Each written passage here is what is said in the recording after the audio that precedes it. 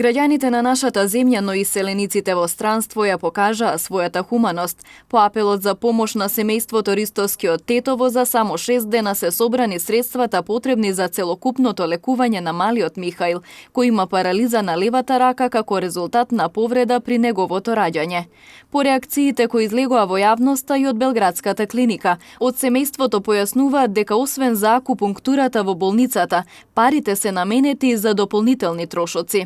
Благодарност до добрите луѓе преку кои што успеавме да ги собереме паричните средства кои што ни беа потребни за лекување на Михаил.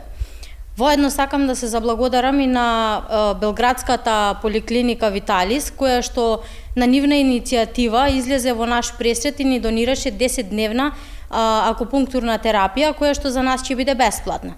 Сакам да разјаснам дека финансиските средства кои што беа побарани не се целокупно за болницата, тука спаѓа, треба да се најде и базен, физикална терапија во друга клиника или болница и тука спаѓа престој, пат и трошоците кои што идат попратно со сето тоа. Михаил на првата сесија во болницата е планирано да замине во втората половина од јануари идната година, велат од семејството.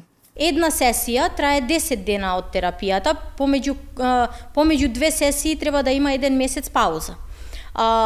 И на нас ни се потребни повеќе сесии за тоа што не знаеме кога ќе пушти нервот. Бидејќи ги имаат потребните средства, Ристовски апелираат граѓаните повеќе да не донираат пари.